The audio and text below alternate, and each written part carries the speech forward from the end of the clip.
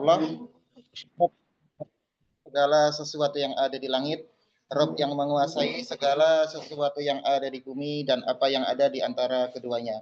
Salawat dan salam semoga senantiasa tercurah kepada Nabi Muhammad Sallallahu Alaihi Wasallam, kepada keluarganya, kepada sahabat-sahabatnya, kepada para tabi'in, tabi'at tabi'in, dan kepada seluruh umatnya yang mudah-mudahan kita kelak di yaumil akhir termasuk yang diakui oleh baginda Rasulullah sebagai umatnya yang senantiasa ridho, ikhlas, istiqomah, mengikuti apa yang beliau contohkan, apa yang beliau ajarkan, dan apa yang beliau risalahkan di muka bumi ini, tentu bagi umat muslim khususnya dan bagi seluruh alam pada umumnya. Baik, alhamdulillah Bapak Ibu, rekan-rekan Iskariman ya, sesuai jadwal yang sudah ditentukan, yakni jam 8 pas ya, jam 8 teng, kita memulai kajian kembali ya, kajian pekanan, kajian rutinan di Iskariman Properti Syariah. Baik, sebelum kita mulai ke materi ya, saya ingin menyapa dulu teman-teman ya, rekan ya, yang sudah join di majelis online ini ya, majelis ilmu di online pagi hari ini. Baik,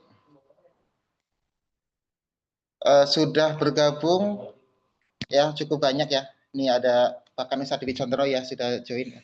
Ini ada GH 1 dari Jatinangor ya. Alhamdulillah ada GSH, ada GWC ya, ada Rukos IP Bogor ya, Sisuku Online Village ya. Mudah-mudahan teman-teman bisa segera yang lain ya, segera menduduki ruangan atau duduk ya untuk mengikuti majelis online, dan kami dari host ya berharap untuk teman-teman yang mengikuti majelis kajian bisa on cam ya, bisa membuka kamera ya, karena salah satu keberkahan ilmu adalah ketika kita bertatap muka dengan seorang guru yang mengajarkan ilmu kepada kita ya. Baik, teman-teman silakan untuk di open cam dulu ya.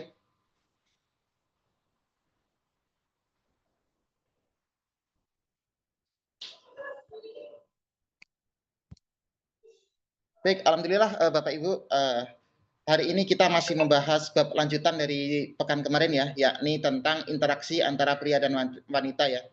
Jika beberapa pekan sebelumnya kita membahas muamalah ya dengan Ustadz Dewi Condro juga ya, yakni tentang berbagai macam muamalah ya. Nah ini masih lanjutan terkait interaksi ya.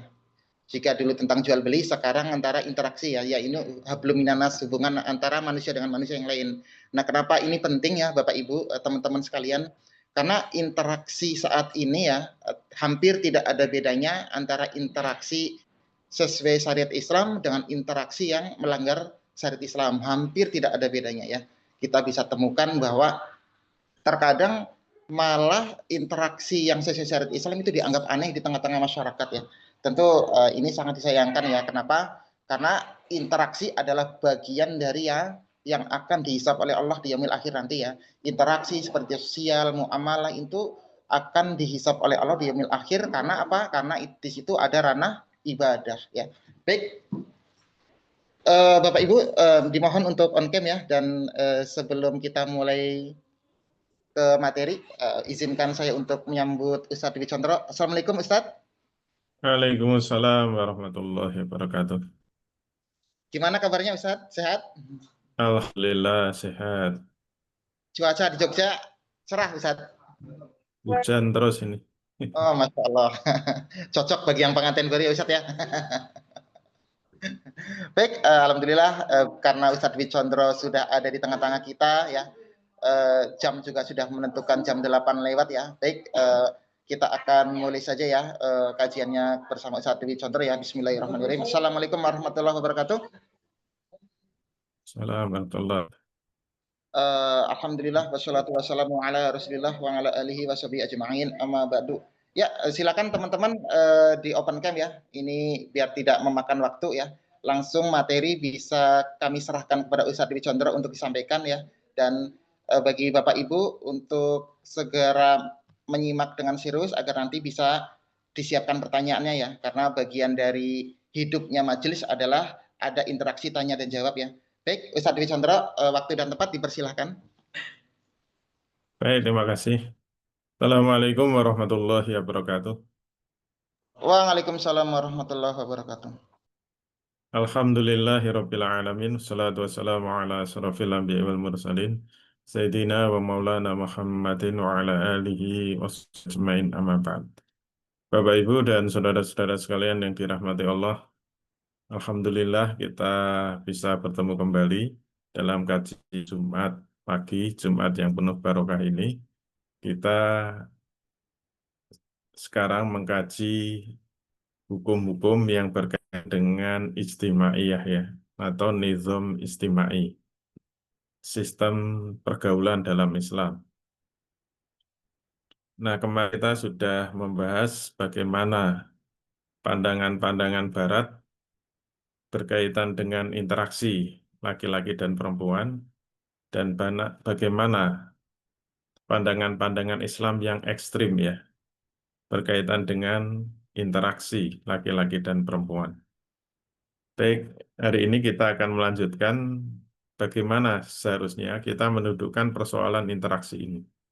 Tadi sudah disingkat Eko bahwa persoalan kehidupan ini memang yang paling krusial itu adalah menyelesaikan persoalan interaksi.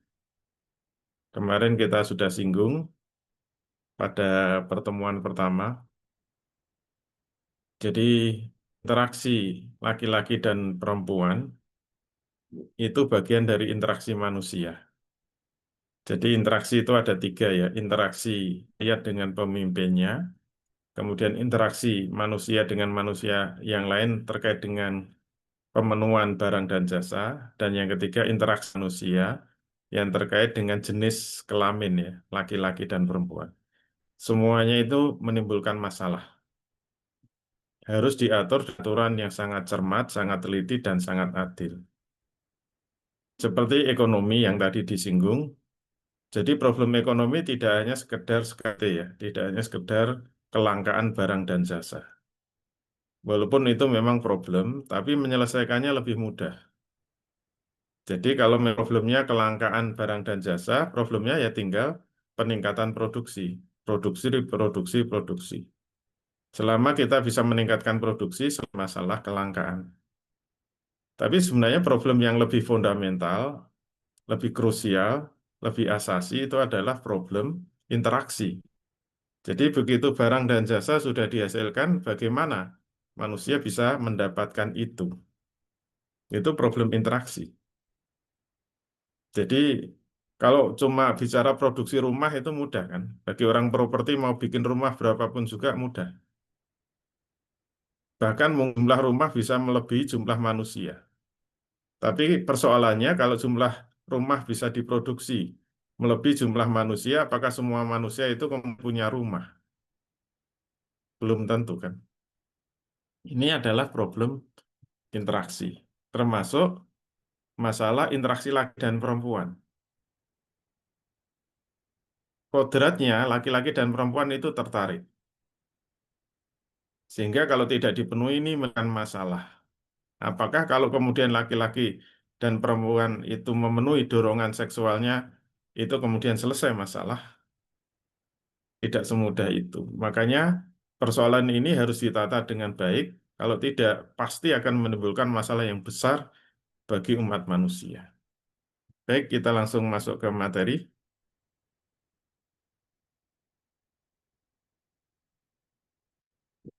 Jadi kita akan membahas interaksi pria dan wanita ini. Kita dudukkan secara benar, sehingga nanti kalau kita memiliki pandangan yang benar terhadap persoalan interaksi pria dan wanita ini, berikutnya kita akan bisa mudah mengatur dengan baik, dengan cermat, dengan benar.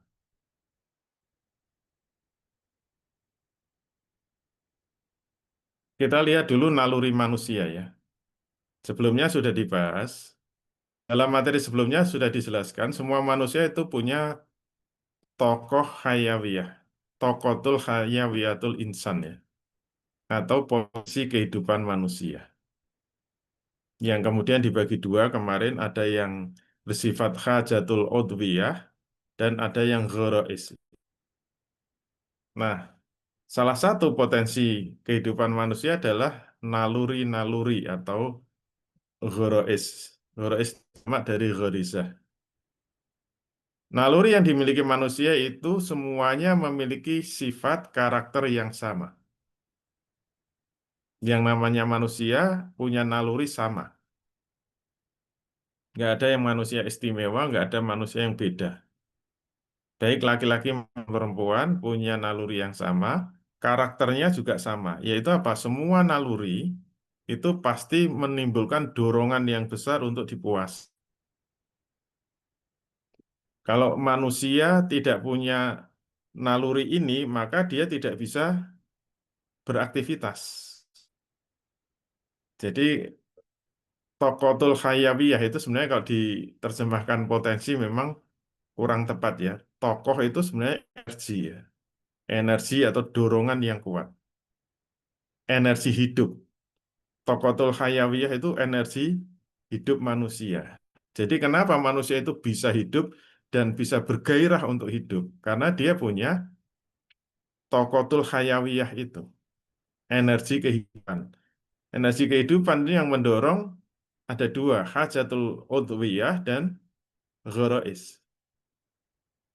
Kalau hajatul udwiyah atau kebutuhan-kebutuhan yang bersifat fisik itu sebenarnya masih biasa-biasa saja. Karena kebutuhan fisik itu makan, minum, tidur, buang hajat. Ya orang kalau sudah makan selesai, orang tidur selesai. Yang dorongan energi yang besar pada manusia itu sebenarnya naluri. Jadi hati-hati dengan naluri. Kenapa? Karena karakter naluri manusia inilah yang membuat hidup ini menjadi luar biasa bergairahnya. Apa? Misalnya manusia itu butuh mobil. Apakah kalau sudah punya mobil selesai? Enggak, karena ternyata naluri manusia ingin mobilnya itu meningkat terus. Tidak sekedar alat transportasi. Coba kalau mobilnya, ya mohon maaf ya, Suzuki Carry ya, Suzuki Carry. Ya itu kan kalau hujan kayak gini sudah bisa sampai kantor. Anak zaman sekarang naik Suzuki Carry itu mau. Mungkin malu kan naik Suzuki Carry itu carry terus gitu. Nggak bisa nggak bisa menyalip. Dia carry terus. Pasti dia pengen naik derajatnya, naik derajat. Itu yang mendorong apa? Bukan kebutuhan geraga, bukan kebutuhan ingin tidak kehujanan, tapi sudah gengsi. Kalau sudah bicara gengsi itu kebutuhan naluri. Itu dorongan naluri. Kemarin disebut ghorizatul baqo ya. Anak sekarang pengennya ya ke kampus naik Pajero gitu loh. Ya Pajero. Jangan carry terus. Kasihan ketinggalan terus kalau carry. Jika dorongan naluri ini tidak dipuasi, dia akan gelisah terus. Dia bisa marah-marah. Dia nggak bisa tidur. Dia uring-uringan terus. Persoalan naluri. Disinilah manusia perlu punya metode yang tepat. Kalau nggak bahaya ini. Menghadapi naluri ini mengerikan sekali. Jadi kalau tidak ada metode yang tepat untuk mengatasi problem yang muncul dari naluri ini, jangan harap dunia itu bisa aman, tentram, bahagia. Orang kerja itu nggak sekedar untuk punya, dapat duit, kemudian bisa mencukupi makan minum saja. Orang kerja itu pengennya apa? Pengennya dapat duit, bisa tadi punya mobil ya mobil yang mewah, punya rumah yang mewah. Kerja juga pengen kerja yang bergengsi gitu loh. Kalau cuma kerja misalnya jualan bakso di jalan, walaupun duitnya banyak belum tentu anak-anak sekarang mau. Kenapa? Malu gitu loh. Ini persoalan naluri, bukan hanya sekedar pemenuhan kebutuhan biasa. Jadi naluri manusia ini harus kita cermati. Nah, Islam datang itu bukan untuk menghapuskan naluri, bukan untuk membunuh naluri, bukan untuk mematikan naluri, tapi untuk menyalurkan naluri secara benar. Ini prinsip yang harus kita pahami, ajaran Islam. Caranya bagaimana? Ya kita harus ngerti karakternya naluri. Sifat-sifat naluri itu bagaimana? Kalau salah pendekatan, salah solusi, salah penyelesaian itu fatal. Bahkan manusia bisa rela bunuh diri. Ini persoalan naluri loh. Bukan hanya sekedar persoalan nggak bisa makan. Orang nggak bisa makan bisa bertahan. Tapi kalau sudah persoalan naluri, dia bisa nekat. Dia bisa bunuh diri, bahkan dia bisa nekat untuk membunuh orang, untuk mencuri, bahkan nekat untuk korupsi. Kenapa? Banyak perilaku-perilaku yang mengerikan itu terjadi karena persoalan naluri. Bahkan nekat membuat ijazah palsu itu karena naluri. Nggak ada hubungannya.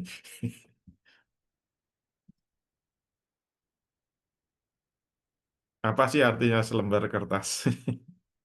Kenapa kok sidang nggak selesai-selesai, nggak habis-habis? Ini persoalan naluri. Satu negara heboh gara-gara selembar kertas. Kenapa nggak selesai-selesai? Persoalan naluri. Harus hati-hati ya. Oleh karena itu, untuk dapat melesaikan problem yang muncul dari naluri ini, kita harus memahami bagaimana sifat dan karakter naluri ini. Kalau kita ngerti karakternya, insya Allah bisa menyelesaikan dengan tepat. Ingat, kita tidak ingin membunuh naluri, kita tidak ingin mematikan naluri. Karena kalau naluri dimatikan, ya hilang itu potensi manusianya, potensi kehidupannya. Dia tidak jadi manusia lagi nanti. Jangan-jangan jadi malaikat. Jadi yang disebut dia manusia itu karena apa? Karena punya naluri ini.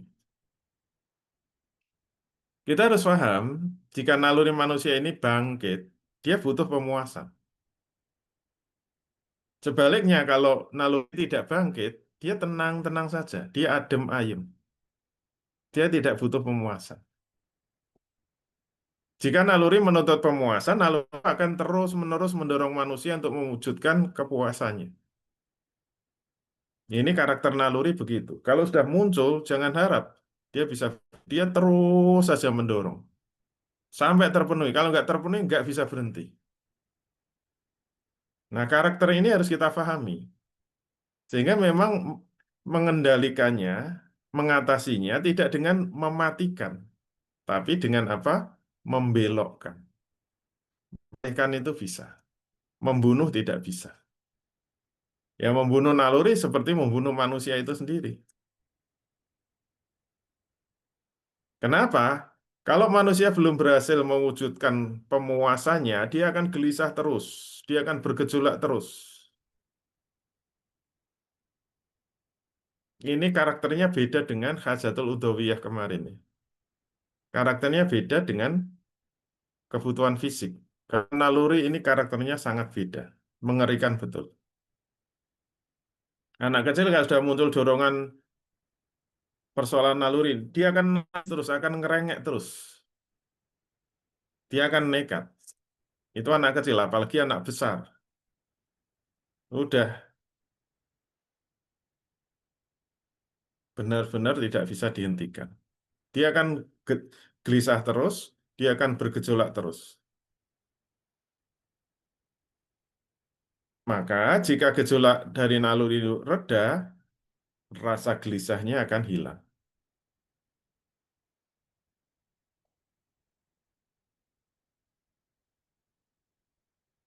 Di sisi lain, kita juga harus memahami bahwa tiadanya pemuasan nafsu itu tidak akan menimbulkan kematian, tidak akan menimbulkan gangguan, baik yang bersifat gangguan fisik, jiwa maupun akal. Ya, contohnya kalau orang pengen mobil mewah, kalau nggak terpenuhi, nggak akan mati itu. Beda dengan makan, kalau nggak makan, dia pengen makan, kelaparan, nggak terpenuhi, bisa mati. Kalau naluri nggak. Sampai tua nggak punya mobil mewah ya nggak akan mati. Sampai tua nggak punya rumah mewah ya nggak akan mati. Sampai tua nggak punya suami atau istri ya nggak akan mati juga. Tapi kalau nggak makan mati. Nah ini yang harus difahami karakter atau sifat dari naluri ini.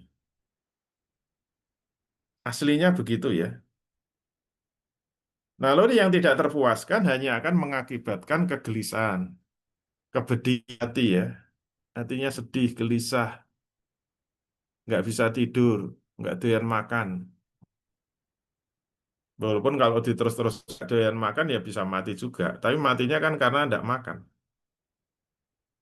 Dari fakta ini, pemuasan naluri bukanlah suatu keharusan.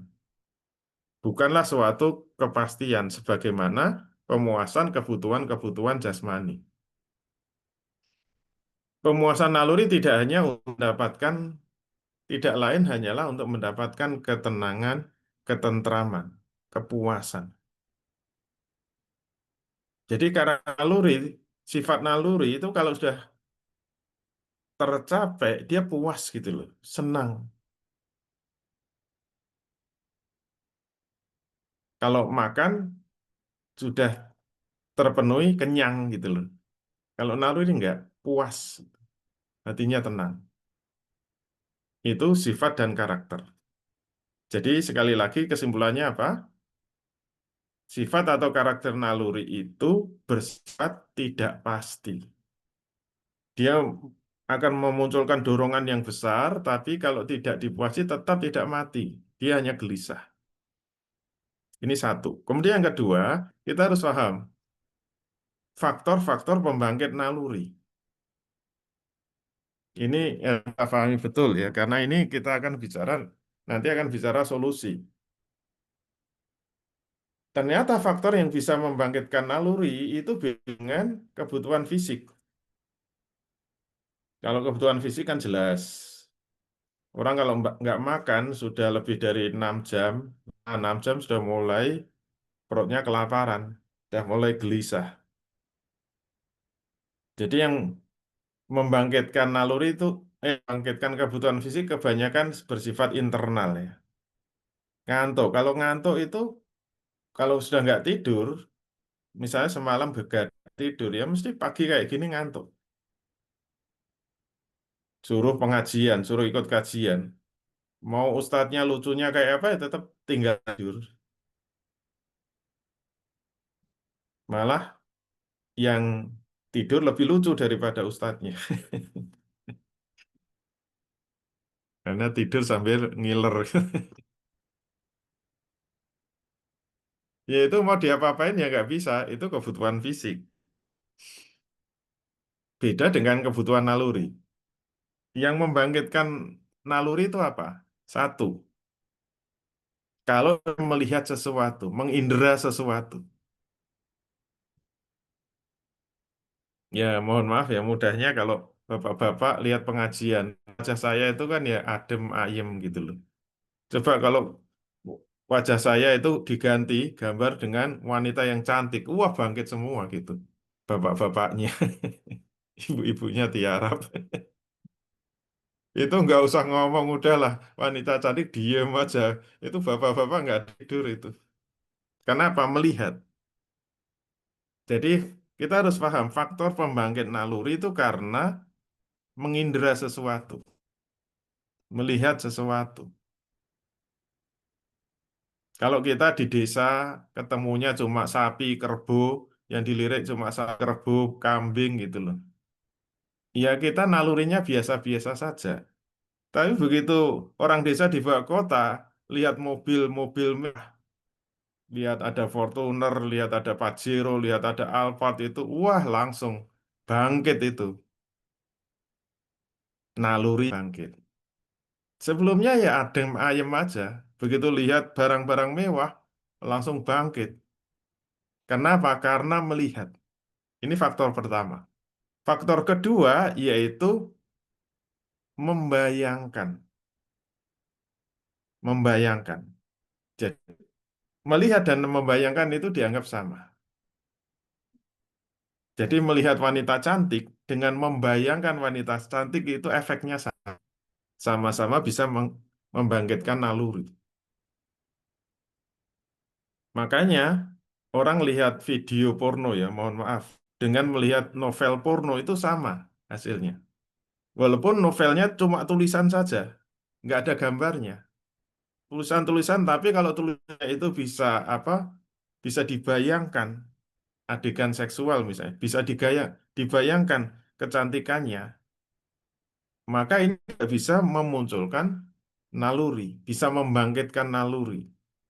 Jadi naluri bisa muncul dengan dua faktor, karena melihat atau karena membayangkan. Seperti membayangkan punya rumah yang mewah, itu rasanya kan membangkitkan banget. Oh, rumah saya kok tipenya RSSSSSSS. Rumah sangat sederhana, sangat sempit, sana sini nggolan. Kapan punya rumah yang luasnya mungkin 300 meter atau 500 meter, dua lantai, semuanya pakai apa? Keramik yang mewah misalnya. Semua pakai ada kolam renangnya, ada tamannya. Membayangkan gitu langsung muncul naluri, muncul naluri. Inilah faktor-faktor pembangkit naluri.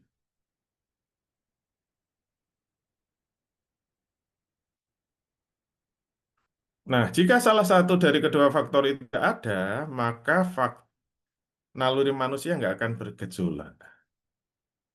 Nah, disinilah sudah mulai muncul bagaimana solusi mengatasi naluri. Jadi jangan khawatir, naluri itu sifatnya eksternal, perlu dirangsang dari luar atau memunculkan persepsi dalam pikiran kita. Beda dengan hajatul udwiyah.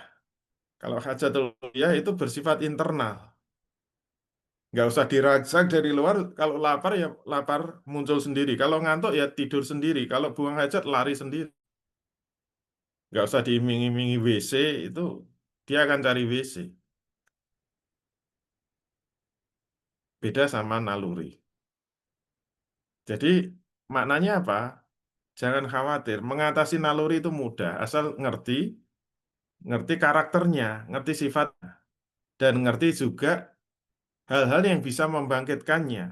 Jadi kalau ingin mengatasi, harus ngerti cara kerja naluri itu harus diketahui. Ingat, semua kemunculan naluri itu bersifat eksternal dengan melihat atau membayangkan. Jadi intinya apa? Naluri itu, gejolak naluri bukan bersifat internal sebagaimana kebutuhan jasmani, melainkan faktor eksternal, yaitu karena melihat fakta-fakta atau memunculkan pikiran-pikiran. Nah, kenyataan ini berlaku untuk semua jenis naluri, baik naluri mempertahankan diri atau ghorizatul baqa, naluri beragama, ghorizatul tadayun, maupun naluri seksual atau naluri mempertahankan jenis, yaitu ghorizatul nau. Tidak ada perbedaan, semua naluri sama. Ghorizatul baqa misalnya rasa bangga ya. Semua manusia naik mobil carry dengan Pajero pasti rasanya beda. Punya punya rumah jelek sama rumah mewah beda. Itu Huristatul Bako. Huristatul Tadain juga begitu. Naluri merasa lemah, membutuhkan yang maha besar, tempat bergantung, tempat dimintai tolong, tempat menyembah. Kalau orang sedang di atas kapal, kemudian terkena gelombang besar yang nyaris tenggelam, pasti akan muncul Huristatul Tadain. Semua manusia sama. Dan karakternya sama, membutuhkan apa? Aman dari luar dulu. Baru muncul Huristatul Tadayun. Termasuk Huristatul Nau. Perlu rangsangan dari luar. Kalau pengajian kayak gini, nonton ustadznya sudah sudah membosankan ya adem ayem. Tapi kalau gambarnya dirubah tadi ya, wanita-wanita cantik pasti akan memunculkan Ghorisatun Naum. Itu karakternya sama, bersifat eksternal karena melihat atau karena memunculkan persepsi dalam pikiran. Nah, setelah tahu karakter naluri secara umum, sekarang kita fokus kepada pembahasan kita, yaitu kita akan mengatasi persoalan Ghurisatun Nau. Jadi kitab ini, Nizam Istimewa Islam ini memang fokusnya kepada mengatasi ghorisatun nau ini. Ini kalau nggak diatasi dengan benar mengerikan. Ya Allah, Masya Allah. Kenapa? Karena sekarang perzinahan itu sudah merajalela. Anak-anak sekolah kita itu sudah, mohon maaf ya, sudah banyak yang nggak perawan juga. Apalagi mahasiswa. Gejala sosial yang mengerikan. Nah, sekarang fokus Horizatun Nau. Horizatun Nau, aslinya itu naluri mempertahankan jenis ya. Nau itu jenis. Atau melestarikan keturunan. Karakternya sama dengan naluri secara umum tadi. Jika naluri ini bergejolak, maka pasti akan mendorong untuk dipuasi, dipuasi, dipuasi. Di sisi naluri ini tidak akan bergejolak kalau tidak ada fakta yang muncul atau tidak memunculkan pikiran-pikiran atau fiktor ya, pikiran-pikiran kotor ya. Oleh karena itu, kemunculan naluri ini merupakan perkara yang sebenarnya bisa diatur. Ini beda dengan teori-teori barat ya. Teori psikologi barat itu menganggap naluri Horizontal Now itu disamakan dengan apa? Disamakan kebutuhan fisik. Seakan-akan kalau nggak dipuasi mati itu manusia. Makanya kalau sudah bergejolak, ya sudah disalurkan.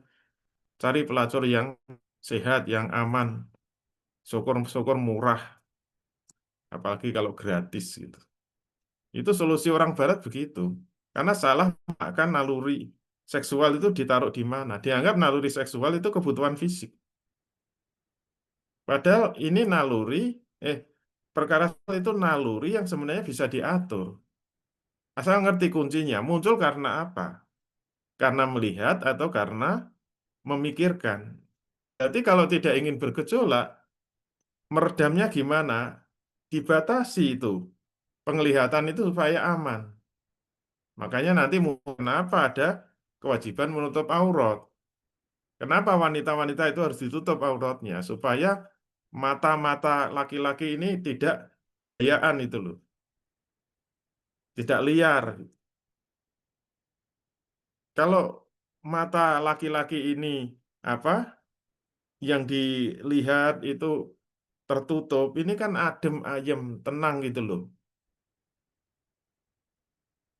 Asalkan tidak atau tidak membayangkan.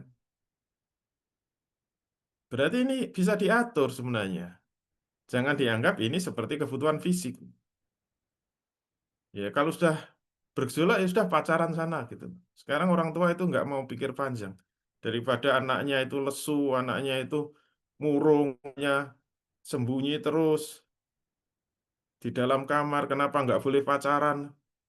Akhirnya membuat dia gelisah, dia murung, nggak mau pacar. Udah sana pacaran gitu. Selesai urusan. Ini kan tidak menyelesaikan masalah, tapi malah menciptakan dalam masalah yang lebih besar. Oleh karena itu kita harus tahu, khususnya orang tua harus tahu karakter naluri ini. Jadi lihat kemunculan naluri ini bisa diatur, bisa dikendalikan. Bahkan manusia bisa mengatur kapan kemunculannya, kapan harus meredamnya. Bisa kok. Ingat, Islam tidak membunuh naluri, tidak membunuh nafsu.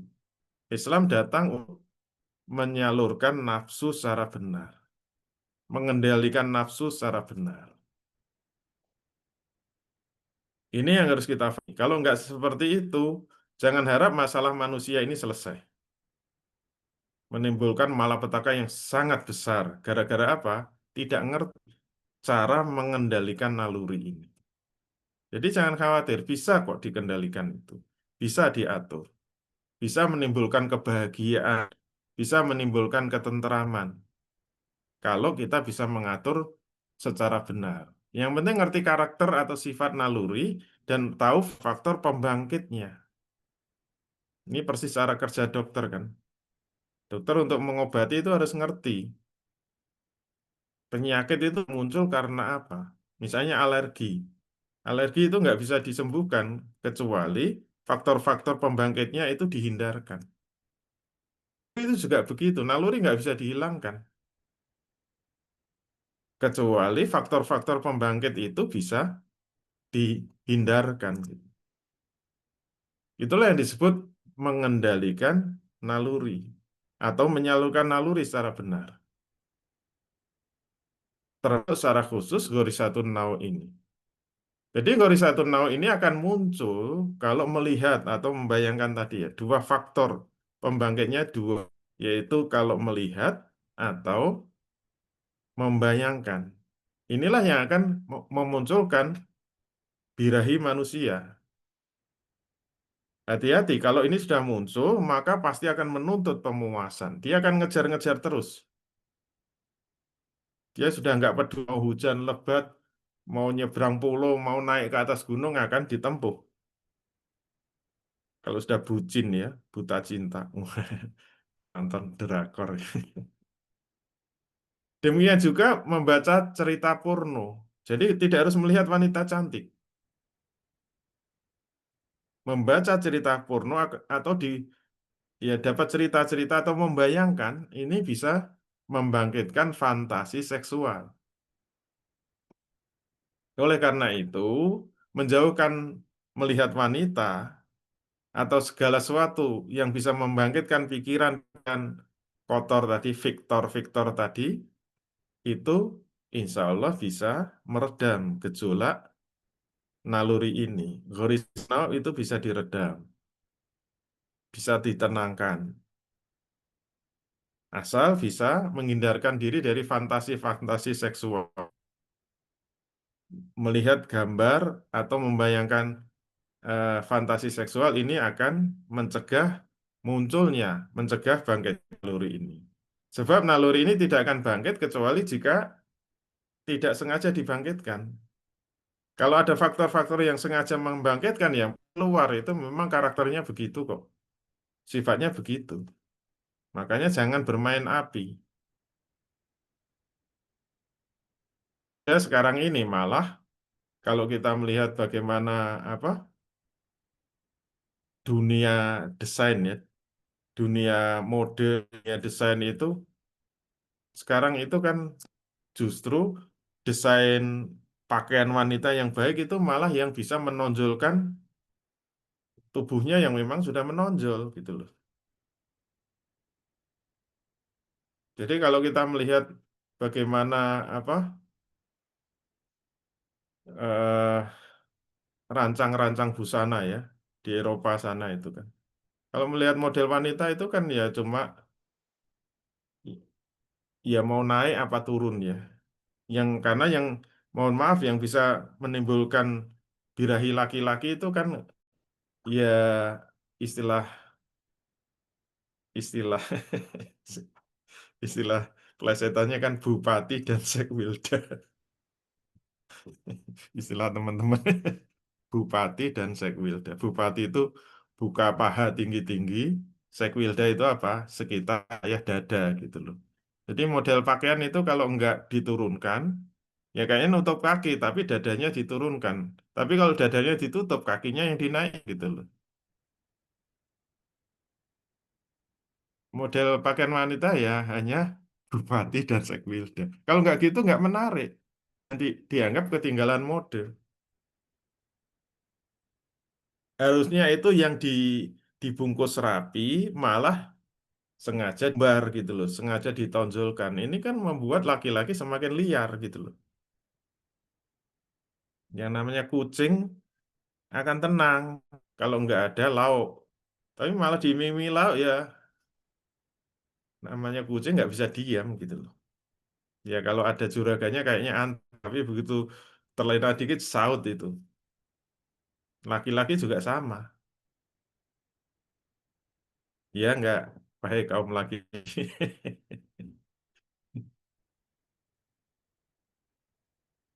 Nah, inilah kesalahan besar dari pandangan Barat ya. Kita lihat pandangan Barat. Dalam pandangan Barat, hubungan pria dan wanita itu hanya sebatas apa? Ini persoalan apa? Persoalan hubungan seksual, persoalan hubungan biologis, persoalan laki-laki dan perempuan.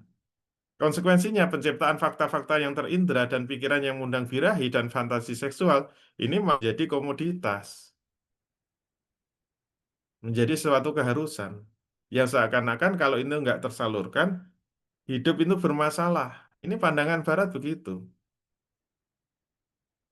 Bukannya dikendalikan, bukannya dicegah, karena tadi sudah kita katakan, mereka menganggap kebutuhan yang sama seperti kebutuhan jasmani. Sebagaimana orang kalau lapar itu butuh makan. Solusinya apa? Ya dikasih makan. Manusia punya naluri seksual, punya dorongan seksual. Solusinya apa? Malah difasilitasi gitu loh. Ini pandangan Barat seperti itu. Jadi bukannya itu dicegah, dikendalikan, tapi malah difasilitasi. Jadi semua peradaban Barat berkaitan dengan interaksi laki-laki perempuan itu ya. Pengembangan peradaban Barat itu malah terus didorong agar fantasi seksual ini semakin berkembang, semakin berkembang. Lihat film-film itu.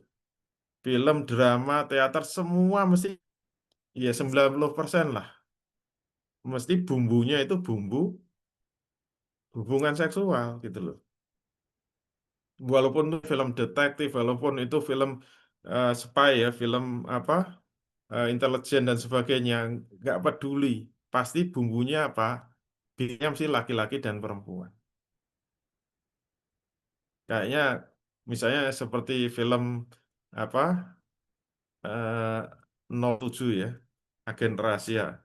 Itu kan sebenarnya agen rahasia, intelijen. Isinya tentang apa coba? Semuanya tentang hubungan laki-laki perempuan. Justru yang utama itu, yang lain itu hanya pelengkap saja. Itu malah terus disang gitu loh. Dan dijadikan komoditas. Nilai ekonominya sangat tinggi. Kenapa? Orang suka, semuanya suka. Jadi kalau lihat film nggak ada bumbu cintanya itu siapa yang mau nonton? Beli baju nggak nggak bisa menimbulkan rangsangan seksual, siapa yang mau beli?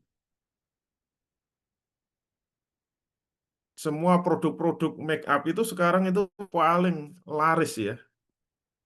Urusan bisa membuat wajah menjadi glowing ya.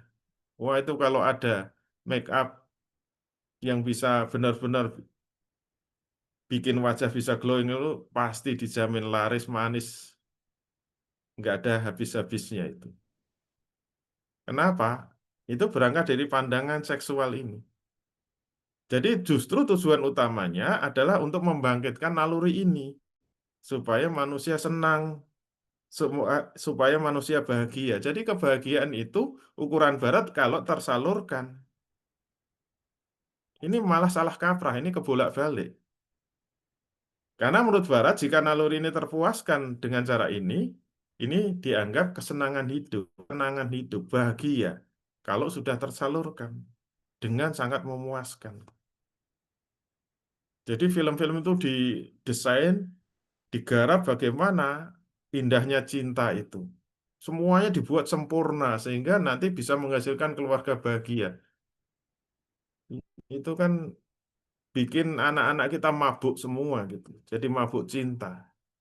Seakan-akan hidup itu seperti itu.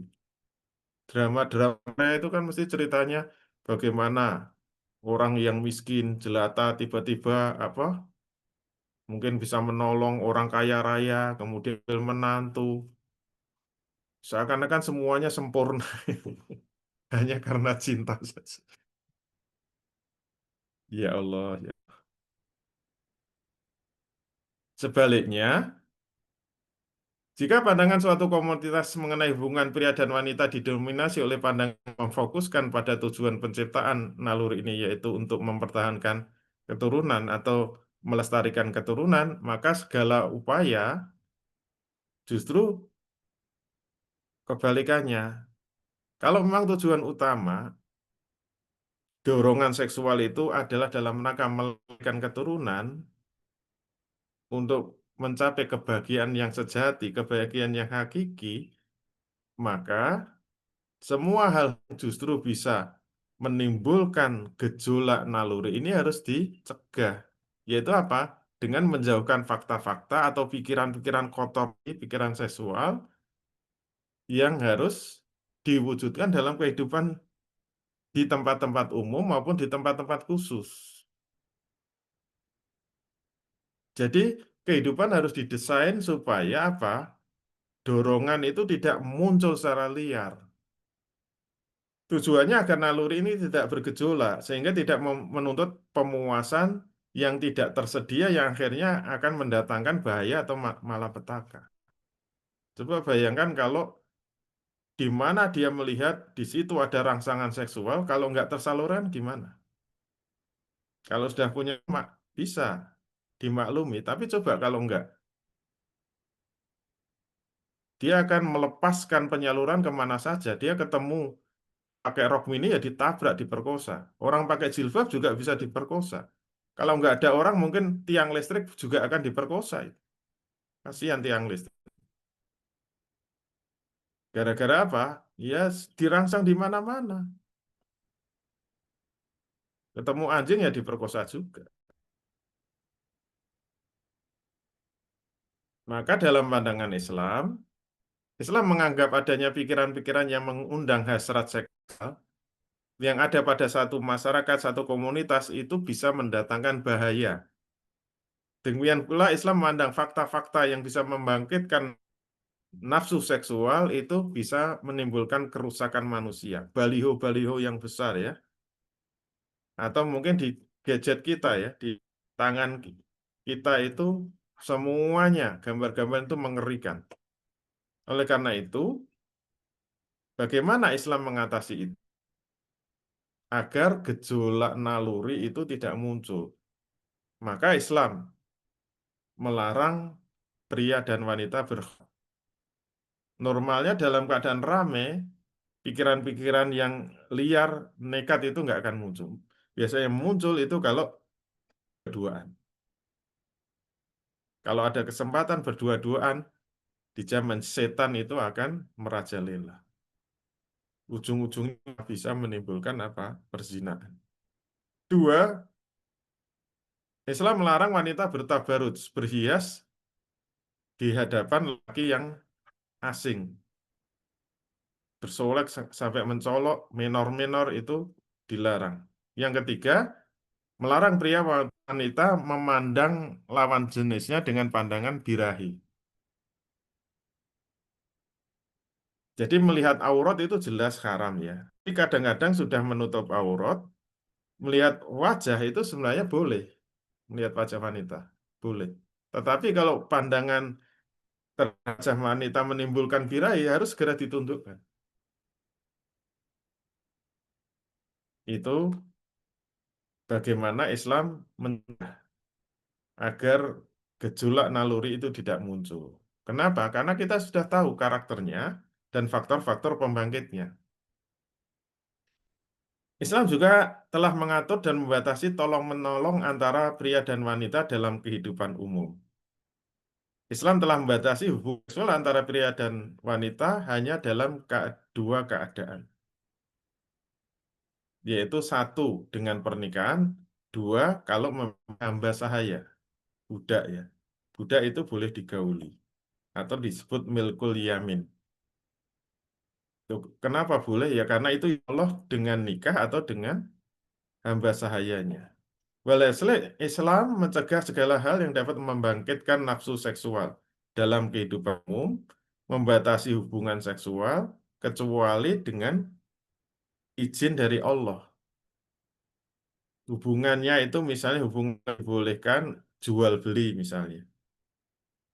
Hubungan jual beli, sewa menyewa, hubungan bisnis, hubungan taklim seperti sekarang ini, hubungan keilmuan, hubungan taklim, atau hubungan pengobatan itu juga.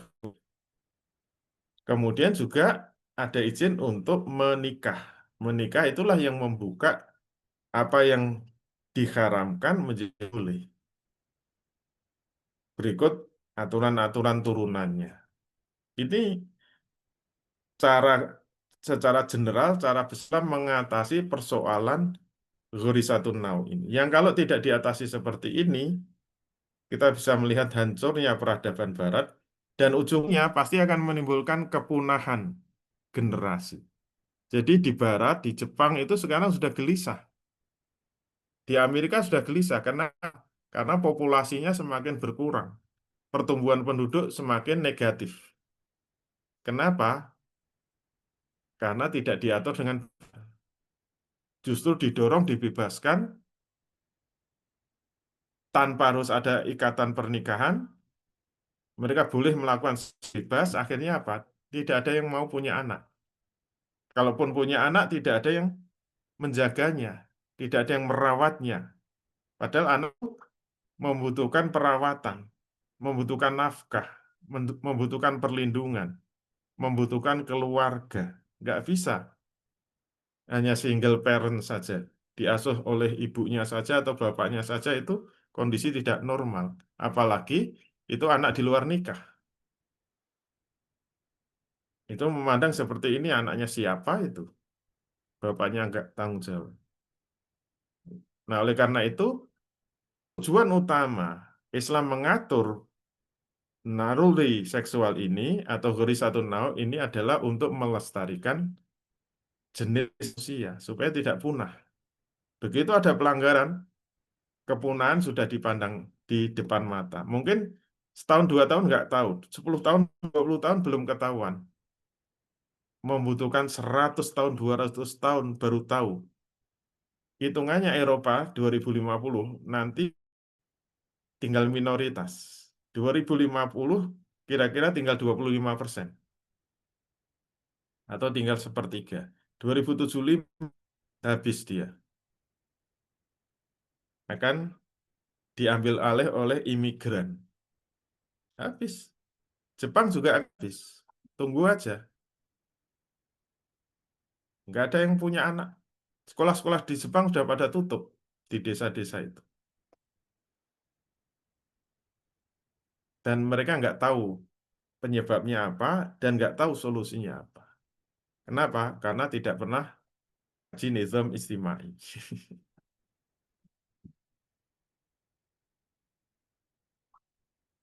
Pandangan kapitalis dan komunis sama ya. Sistem kapitalis dan komunis justru berusaha menciptakan segala sesuatu yang dapat membangkitkan nafsu seksual dengan tujuan untuk memuas nafsu itu dan membebaskan pemuasan, cara-cara pemuasan secara total.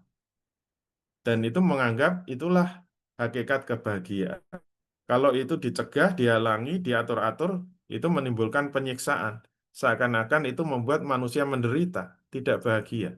Bahagia adalah dibebaskan sebebas-bebasnya, didorong sepuas-puasnya. Pada saat Islam memandang hubungan pria dan wanita atas untuk melestarikan keturunan, sistem kapitalis sosial justru memandang pandangannya hanyalah sebatas hubungan seksual saja, batas hubungan lawan jenis, laki-laki dan perempuan. Dua pandangan ini benar-benar jauh dari antara Islam dan pandangan di luar Islam. Langkah-langkah yang dilakukan Islam dengan kedua ideologi tadi, kapitalis dan sosial, benar-benar bertolak belakang. Dengan demikian jelaslah bahwa pandangan Islam dalam interaksi pria dan wanita adalah pandangan yang penuh dengan kesucian, kemuliaan, kehormatan.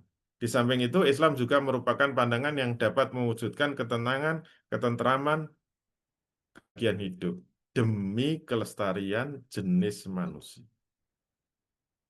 Nah, klaim dua ideologi tadi, kapitalis dan sosialis, memandang pengekangan naluri seksual pada pria dan wanita bisa menimbulkan akibat yang buruk, penyakit fisik, penyakit psikis, gangguan akal, itu sebenarnya dibesar-besarkan dan ilusi semata.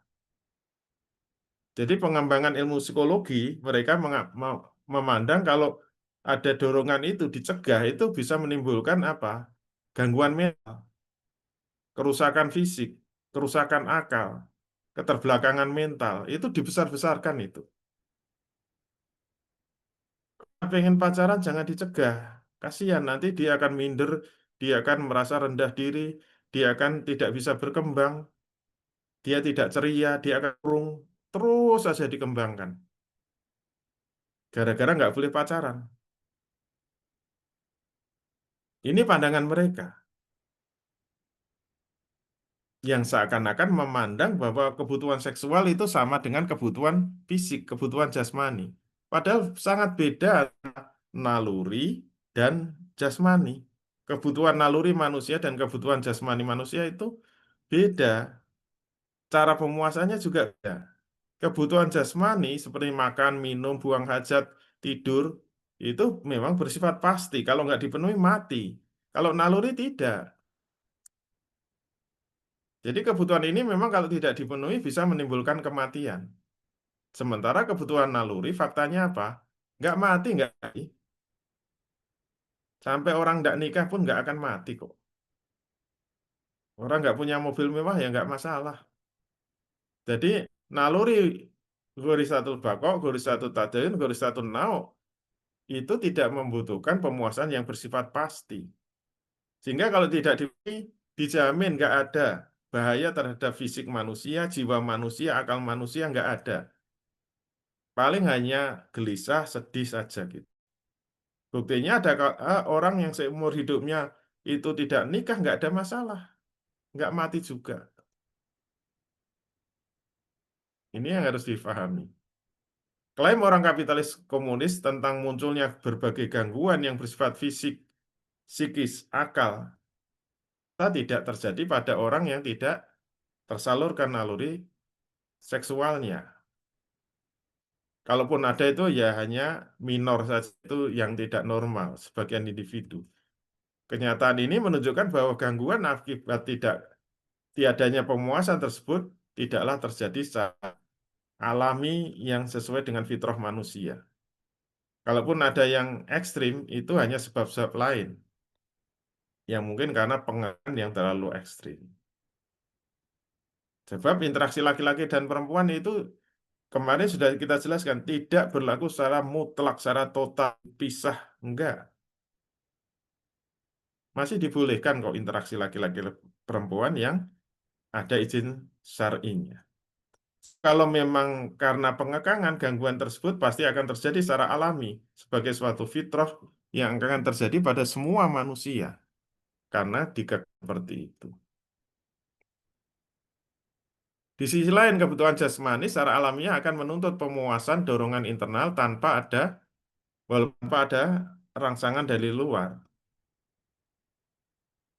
Beda dengan naluri. Naluri secara alamiah tidak akan menuntut pemuasan secara internal.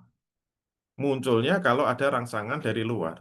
Bahkan naluri tidak akan bangkit kecuali dengan ada rangsangan eksternal berupa fakta-fakta atau pikiran-pikiran. Jika di hadapan seorang terhadap sesuatu yang bisa membangkitkan, maka nalurinya pasti akan muncul dan bergejolak, menuntut pemuasan. Di sini clear ya. Maka kalau tidak ada fakta, ditutup, dikendalikan, insya Allah nggak akan muncul gejolak itu. Jadi kalau ada rangsangan dari luar, insya Allah tidak akan bangkit dan tidak akan menimbulkan masalah. Nah, jika orang menjadi diri dari faktor-faktor yang bisa membangkitkan nalurinya atau menyibukkan diri dengan sesuatu yang bisa mengalahkan gejolak naluri tersebut, tuntutan pemuasan akan hilang dengan sendirinya dan dia akan tenang.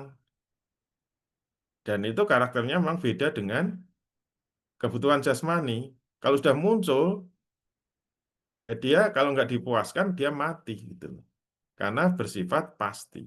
Demikian jelas, tidak adanya pemuasan naluri melestarikan keturunan tidak akan bisa menyebabkan gangguan fisik, psikis maupun gangguan akal. Ini hanya kebohongan orang Barat, itu hanya ilusi yang dibesar-besarkan. Sehingga solusinya menjadi salah kaprah seperti sekarang ini. Fakta yang harus kita lihat, fakta yang harus kita tunjukkan. Kesimpulannya, berdasarkan penjelasan di atas, tampak jelas kesalahan pandangan masyarakat kapitalis maupun komunis yang memandang pria dan wanita yang terfokus hanya persoalan hubungan seksual. Yang kalau tidak terpenuhi itu menimbulkan masalah besar bagi manusia. Itu pandangan yang salah. Tampak jelas pula kesalahan mereka dalam problem ini. Mereka keliru ketika membangkitkan naluri ini pada pria maupun wanita dengan cara berbagai ikhtilat atau interaksi dengan dansa-dansi, permainan, cerita-cerita porno, drama-drama, teater, dan sebagainya. Sebaliknya, tampak jelas kebenaran pandangan Islam yang menjadikan pandangan terhadap hubungan pria dan wanita itu tujuan utamanya adalah untuk pelestarian kehidupan manusia, pelestarian jenis manusia. Sehingga ini perlu dijaga, perlu disalurkan secara benar, sehingga dijamin manusia akan lestari, tidak akan punah. Alhamdulillah selesai. Sekian. Assalamualaikum warahmatullahi wabarakatuh. Waalaikumsalam warahmatullahi wabarakatuh. Masya Allah, luar biasa ya sekali rekan-rekan. Kita mungkin biasa mendengar kalimat naluri ya, tapi ternyata ketika dibahas oleh Ustadz Dwi Condro, ternyata sedemikian pentingnya untuk kita perhatikan ya Bapak Ibu. Baik, seperti yang sudah disepakati ya Bapak Ibu, silakan bila ada yang ingin ditanyakan ya, boleh di kolom chat atau boleh melalui wapri saya ya. Sebelum ke pertanyaan Ustadz, mungkin masih ada yang ingin bertanya Ustadz, ketika berbicara naluri, apakah naluri ini sama dengan hawa nafsu Ustadz? Iya, jadi naluri itu bagian dari nafsu. Jadi kalau lengkapnya nafsu itu ada dua macam. Ada nafsu yang bersifat fisik dan ada nafsu yang bersifat naluri gitu loh. Oleh karena itu naluri bagian dari nafsu. Nafsu yang bersifat fisik tadi makan, minum, kemudian buang hajat, tidur itu nafsu yang bersifat fisik atau apa hajatul udhowiyah tadi. Kalau nafsu yang bersifat naluri itu ghorisatun naud dan ghorisatut tadayyun. Itu ya Allah. Baik Ustadz, terima kasih. Kemudian tadi sempat dibahas ya, seperti naluri beragama Ustadz. Itu kan karena naluri ini adalah sudah include dari bagian manusia Ustadz. Nah, kalau naluri beragama ini sudah include, sudah bawaan paten dari setiap manusia Ustadz, kenapa masih ada orang yang ateis Ustadz? Iya, arti kan muncul dari pikiran, bukan dari naluri. Karena naluri itu memang sesuatu yang tidak terpikirkan, tapi dirasakan ya. Seperti kalau kita mikir ya, kenapa kalau saya lihat wanita itu tertarik, kalau lihat laki-laki tidak tertarik. Misalnya ada laki-laki putih bersih, wajahnya mengkilap, tapi kalau saya itu pandang itu laki-laki, nggak akan tertarik sama sekali. Tapi kalau ada wanita, walaupun mungkin jelek ya, mungkin eh, kulitnya tidak mengkilap, tidak bersih, tidak putih juga. Tapi kalau saya melihat itu wanita, itu pasti tertarik. Ini nggak bisa dipikir, karena hanya bisa dirasakan. Ini naluri itu munculnya dari perasaan, dari nafsu. Termasuk Horisatu Tadayun. Itu kan perasaan membutuhkan sesuatu yang bisa melindungi dirinya, menolong dirinya, menjadi tempat bergantung. Yang itu kalau muncul kalau kita itu terkena musibah. Harus ada rangsangan dari luar. Kalau normal memang orang berpikir, kalau nggak berpikir, perasaan ini nggak muncul. Naluri beragama itu nggak muncul. Tapi coba kalau di tengah lautan, kapalnya itu ditim, diterpa badai yang sangat dahsyat. Ini kalau naluri beragama nggak muncul, dia bukan manusia. Pasti hatinya kan bergejolak memohon-mohon sesuatu yang dianggap bisa melindungi. Kalau dia meyakini yang bisa melindungi itu adalah Nyai Roro Kidul, dia akan panggil-panggil terus itu. Nyai, Nyai, Nyai Roro Kidul, selamatkan saya, selamatkan. Kalau dia sudah menyebut Nyai Roro Kidul, dia akan tenang gitu loh. Itu maknanya tersalurkan naluri beragamanya. Jadi walaupun orang mengatakan tidak percaya sama Tuhan, tapi perasaannya pasti akan muncul kalau dia kena musibah. Pasti itu. Pun penyalurannya ya asal kena gitu loh. Kalau dia merasa tenang, kalau menyebut nama ibunya ya dia sudah mentuhankan ibunya. Karena dia merasa ibunya menjadi tempat bergantung, tempat yang bisa melindungi. Kalau yang melindungi itu pohon beringin, ya dia akan lari ke pohon beringin. Kalau yang bisa melindungi itu Mulyono, dia akan kasih ijazah palsu. Gak ada hubungannya. Astagfirullah, astagfirullah. Jadi kemana-mana. Ya Allah. Baik Ustadz, berarti sebenarnya tidak ada ateis yang benar-benar jujur ya Ustadz ya. Lanjut ini Ustadz, terkait Goriza Ustadz. Terkadang dari baik sekumpulan laki-laki maupun sekumpulan perempuan ketika sedang berbicara atau bercanda ya barangkali itu kan ada poin-poin ucapan atau poin-poin candaan yang bisa membangkitkan Goriza Tunnau Ustadz. Nah, menurut Ustadz hal seperti ini harus bagaimana Ustadz? Apakah boleh ataukah tidak boleh ketika dalam bercanda Ustadz? Ya itu pembahasan minggu depan ya. Oh, baik Ustadz. Setelah tahu persoalan interaksi laki-laki perempuan, nanti minggu depan bicara pengaturannya. Nah, pengaturan Islam bagaimana? Islam mengatur interaksi laki-laki dan perempuan. Kita bercanda-canda boleh enggak gitu. Jangan kemana-mana, tetap bersama kami. Insya Allah.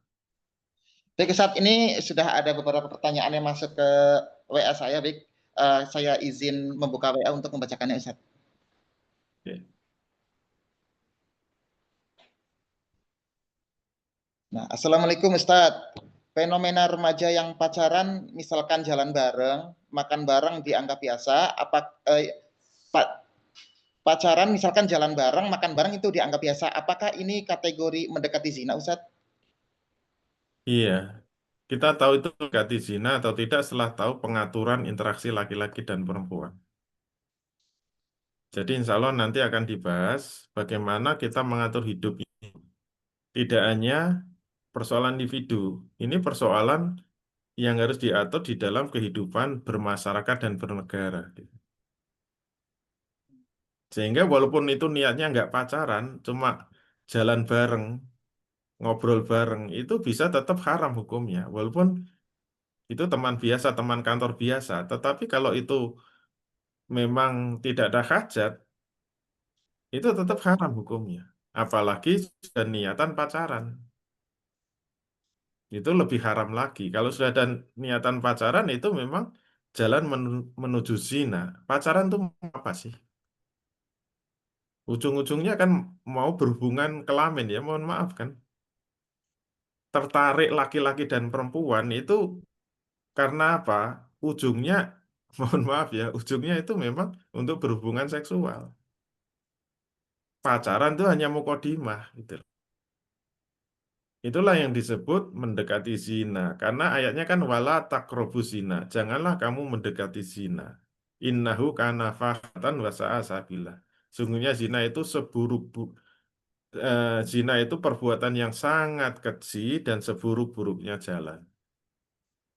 Jadi kalau laki-laki dan perempuan itu sudah ingin pacaran, itu sebenarnya mukadimah untuk berzina.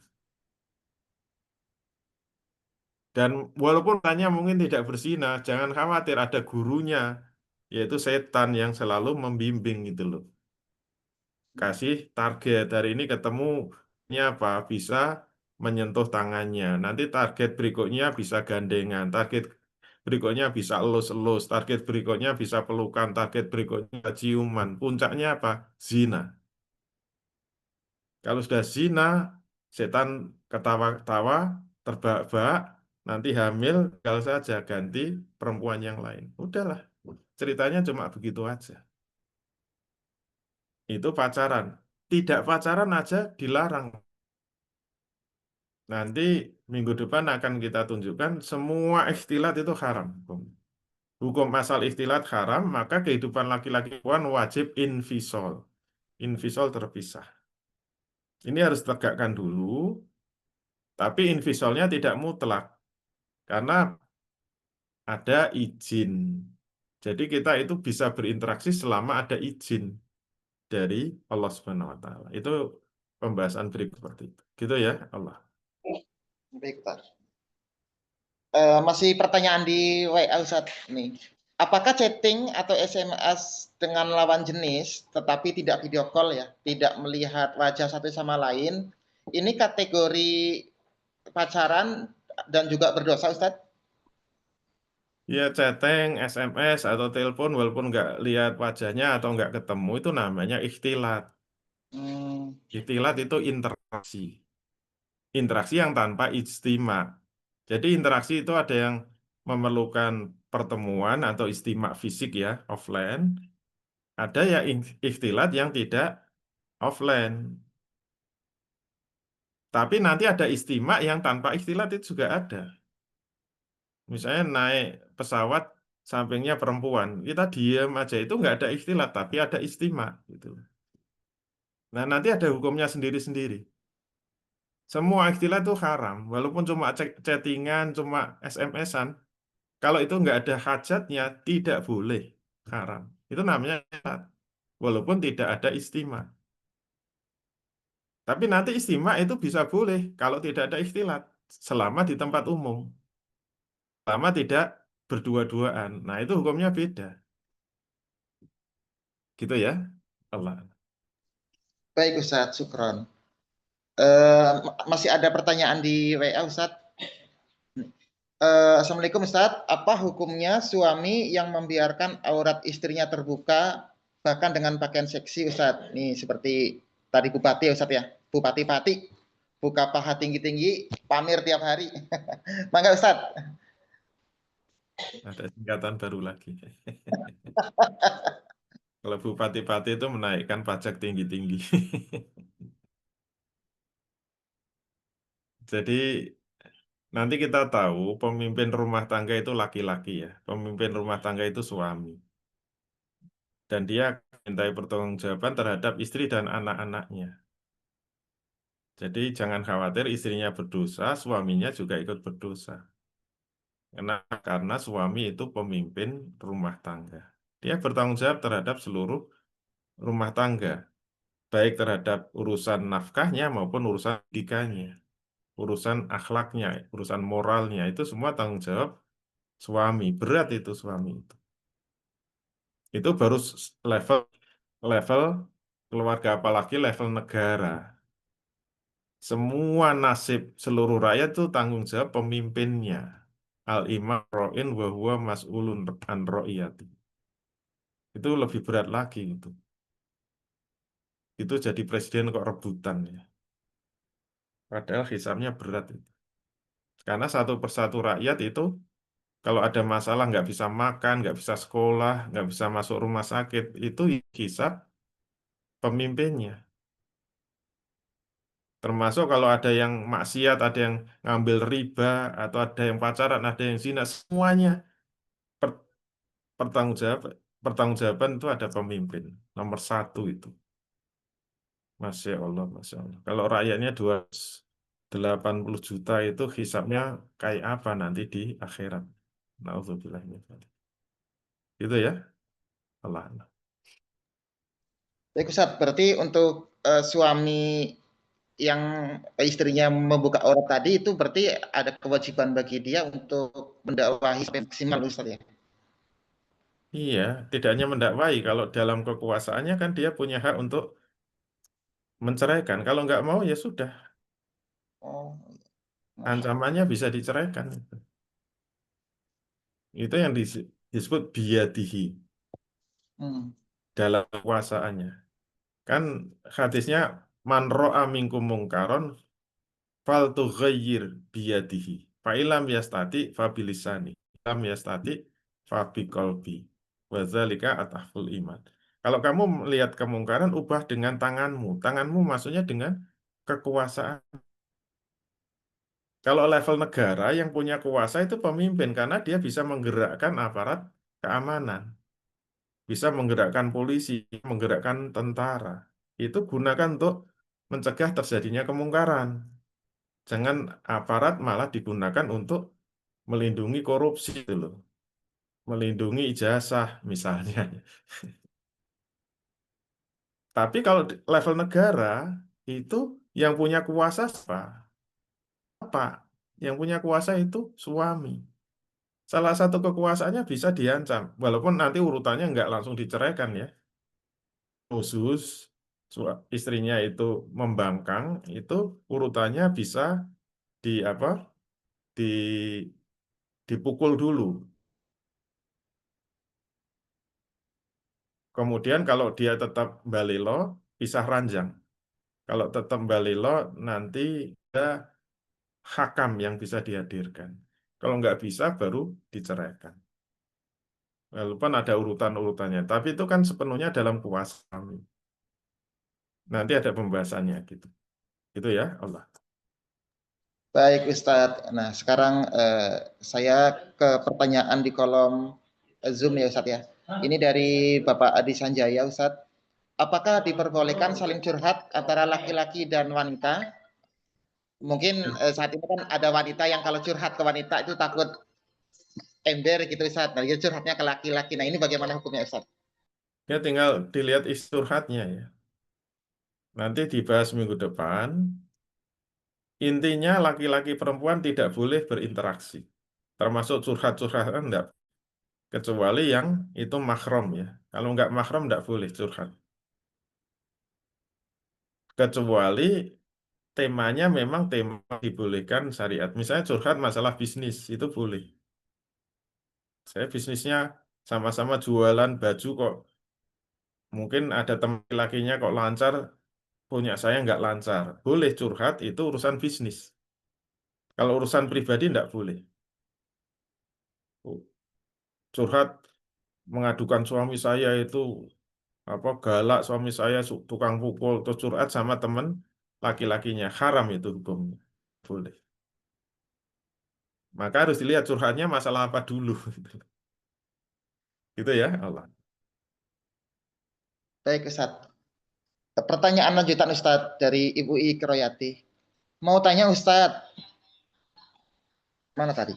Mau tanya Ustadz, jika naluri tidak menyebabkan kematian, kenapa banyak yang bunuh diri atau gangguan mental karena urusan percintaan? Monggo Ustadz. Iya, yang buat mati kan bukan urusan percintaan. Yang bikin mati itu bunuh diri. Coba kalau nggak bunuh diri, nggak mati.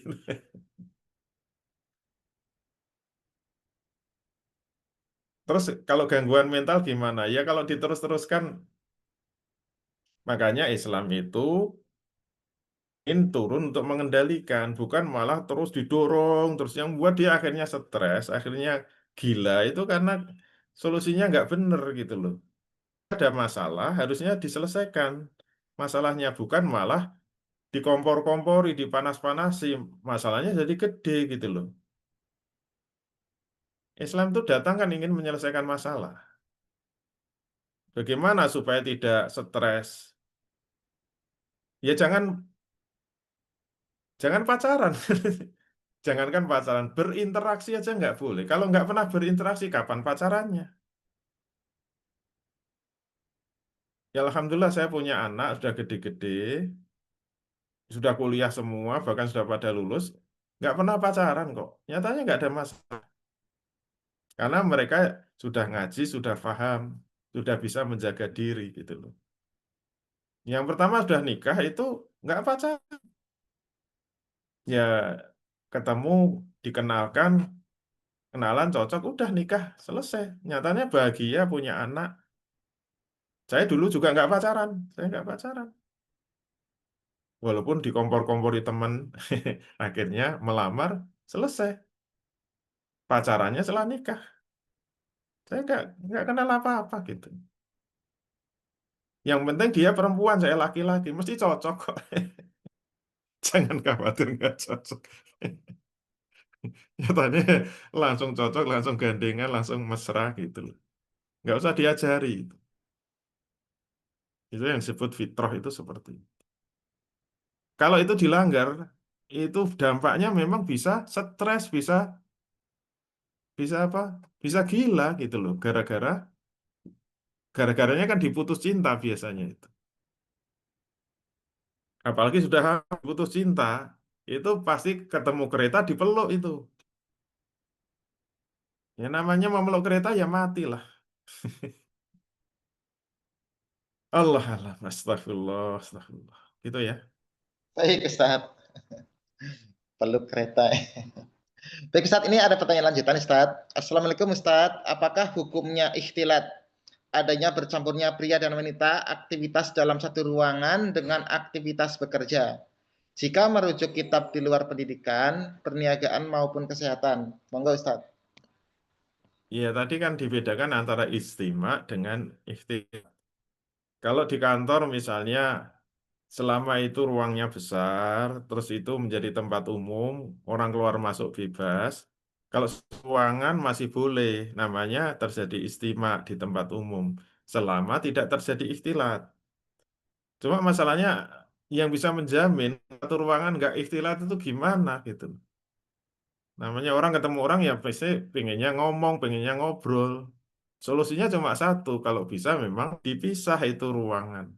Yang perempuan sendiri, laki-laki sendiri. Walaupun istimak dalam tempat umum, selama tidak terjadi ikhtilat itu boleh. Tapi nggak ada jaminan tidak terjadi ikhtilat. Masalahnya gitu. Mulut ini gatal terus nggak bisa dicegah ya. Yang paling aman ya kantor itu laki-laki semua, perempuan semua. Udahlah curhat-curhatkan silahkan gitu loh. Itu yang aman begitu. Ikuti aja Allah, insya Allah aman kok. Kalau nggak gatel nanti gitu loh. Nanti ada masalah tadi malam sama suami pengennya curhat sama karena sampingnya itu adalah laki-laki teman kantor ya pengennya ngomong gitu. Saya itu pusing gara-gara suami saya marah-marah terus. Akhirnya pura-puranya jadi laki-laki yang bijaksana. Makanya jangan mau sama suami seperti itu. Suami itu harus kayak saya. Diselesaikan akhirnya. Cari hotel. Itu dorongan setan kan kayak gitu. Gitu ya Allah. Allah. Allah. Baik Ustaz. Eh, Pertanyaan lanjutan Ustaz. Ini apakah di zaman sekarang ada yang namanya budak? Jika ada, kategorinya seperti apa? Bagaimana dengan status pembantu? Apakah dikategorikan juga sebagai budak? Monggo Ustaz. Iya. eh, Budak itu nanti dibagi dua ya. Ada budak warisan jahiliyah, ada budak yang karena terpenuhnya hukum-hukum Islam. Jadi ada hukum Islam yang bisa memunculkan perbudakan. Dan itu memang solusi dari Islam. Jangan dianggap budak itu sebagai masalah. Nah, yang budak warisan jahiliyah itu budak memang status budak itu seperti barang. Jadi budak itu bisa diperjualbelikan seperti barang.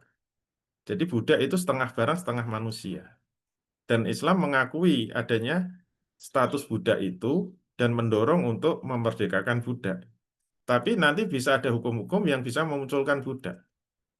Terutama nanti kalau sudah khilafah tegak, kemudian ada jihad. Nanti dalam jihad, kalau ada pasukan musuh yang melawan jihad, dan itu wanita, nah wanita-wanita yang berperang, yang kombatan lah gampangnya itu nanti kalau tertangkap statusnya bisa dijadikan budak. Ya khusus wanitanya ya. Salahnya menentang Islam itu sebagai apa? Sebagai hukuman sekaligus sebagai solusi. Karena kalau kita melihat perang itu umumnya apa? Yang menang itu akan membantai semua yang kalah dan akan mohon maaf ya, penyalurannya akan ada pemerkosaan massal. Dulu ketika Jerman kalah, Berlin itu ditaklukkan, terjadi apa? Pemerkosaan massal, kemudian ditinggal gitu. Suami-suaminya dibunuh, perempuannya diperkosa secara massal, budak nafsu, tidak diurusi. Kalau dalam Islam kan kalau budak itu pemiliknya jelas. Siapa pemiliknya, siapa yang bertanggung jawab, siapa yang akan ngasih nafkah, dan itu halal digauli. Gitu ya Allah. Tapi ini penjelasannya ada sendiri, tapi tidak di kitab ini secara dalam ya. Ada di kitab Saksiyah 2 itu, insya Allah sangat mendalam. Gitu ya Allah. Baik Ustadz, ini pertanyaan lanjutan dari pertanyaan yang tadi Ustadz. Nah kalau budak itu boleh digauli itu apakah hanya haknya untuk laki-laki yang mempunyai budak perempuan atau juga itu haknya si majikan laki-laki yang si majikan perempuan yang mempunyai budak laki-laki, Ustaz? Iya, budak itu untuk perempuan saja yang boleh digauli. Itu milkul yamin. Milkul yamin itu budak perempuan. Gitu, tidak berlaku sebaliknya.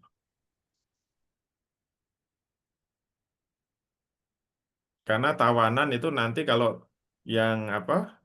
Yang eh, yang laki-laki memang tawanan itu bisa ditebus, minta tebusan. Tapi kalau perempuannya bisa dijadikan budak. Beda hukumnya. Gitu ya. Allah. Baik Ustadz, syukuran. Ini pertanyaan terakhir Ustadz. Kalau zaman sekarang alasannya untuk mengenal lebih satu sama lain biar pas nikah gak kaget, baik buruknya Pak Ustadz, yang udah pacaran lama kenal satu sama lain apa, yang sudah kenal satu sama lain masih bisa gagal ya dalam tanda kutip, yang sudah pacaran bisa gagal, apalagi yang nggak pacaran dulu Ustadz. Nah, bagaimana menanggapinya Ustadz? Itu kebalik. Kebanyakan yang gagal itu terlalu lama pacaran. Jadi nikah pasti gagal. Kenapa? Karena pacaran itu nggak ada yang alami, nggak ada yang asli. Pacaran itu penuh kebohongan. Dianggapnya pacarnya itu ideal. Kenapa? Misalnya apel ya, apel ke rumah pacar. Itu kita belum duduk, itu langsung cari mau minum apa, mau makan apa. Kayaknya istrinya sangat solihah gitu loh. Tapi begitu nikah, baru sebulan, 2 bulan, baru duduk, kita sudah teriak-teriak, Bu, bikinkan minum, bikin sendiri, punya tangan apa enggak gitu. Enggak ada yang asli pacaran itu. Coba bayangkan dulu sangat manis, sangat baik dalam pelayanan. Begitu nikah, semua kelihatan aslinya. Itu kecewanya kecewa yang sangat berat. Mending pacarannya ketika sudah nikah gitu loh.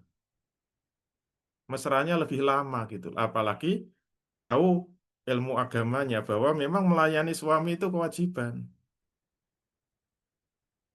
Ya, alhamdulillah kita merasakan kan punya istri yang solihah itu nggak ada hilangnya itu. Mesra terus kok, walaupun nggak pernah pacaran.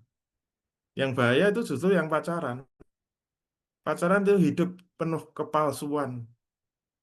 Laki-lakinya itu sebenarnya bokek, nggak punya duit tuh gayanya aja neraktir dan neraktir lah.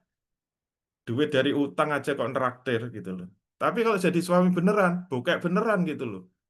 Itu bisa dilempari sama kulek sama istrinya itu.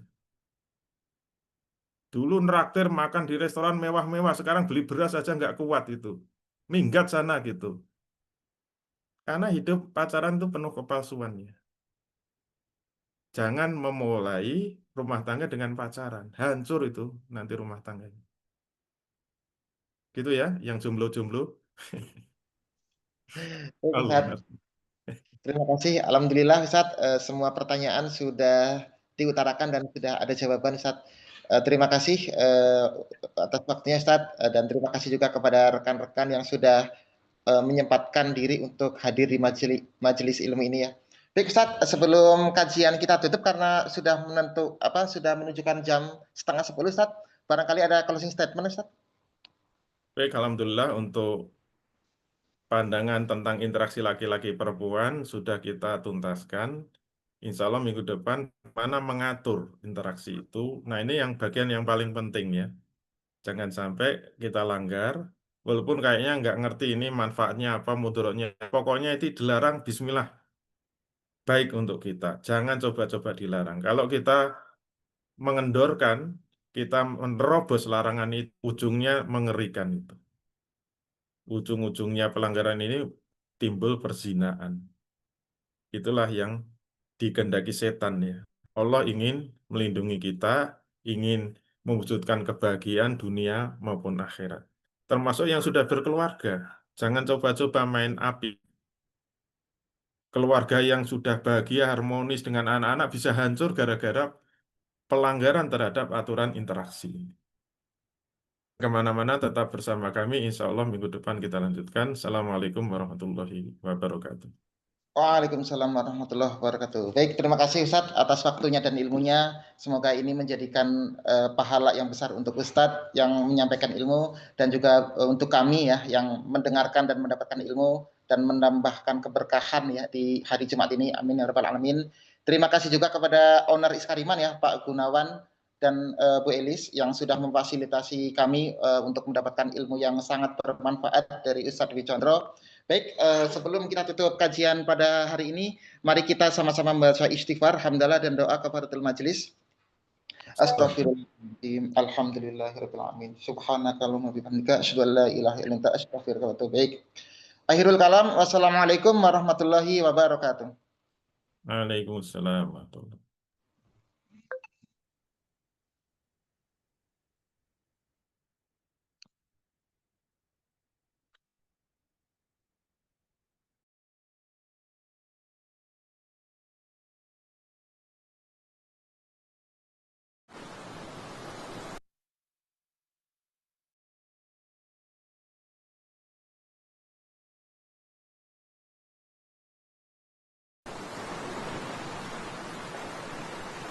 نسألك يا من هو الله الذي لا إله إلا هو الرحمن الرحيم الملك القدوس السلام المؤمن المهيمن العزيز الجبار المتكبر الخالق البارئ المصور الغفار القهار الوهاب الرزاق الفتاح العليم القابض الباسط الخافض الرافع المعز المذل السميع البصير الحكم اللطيف الخبير الحليم العظيم الغفور الشكور العلي الكبير الحفيظ المقيم الحسيب الجليل الكريم الرقيب المجيب الواسع الحكيم الودود المجيد الباعث الشهيد الحق الوكيل القوي المتين الولي الحميد المحسن المبدع المعيد المحيي المميت الحي القيوم الواجد الماجد الواحد الصمد القادر المقتدر المقدم المؤخر الأول الآخر الظاهر الباطن الوالي المتعالي البار التواب المنتكم العفو الرؤوف مالك الملك ذو الجلال والإكرام المقسط الجامع الغني المغني المانع الضار النافع النور الهادي البديع الباقي الوارث الرشيد الصبور الذي ليس كمثله شيء وهو السميع البصير اللهم صل أفضل الصلاة على أسعد المخلوقات كسيدنا محمد وعلى آله وصحبه وسلم عدد معلوماتك ومداد كلماتك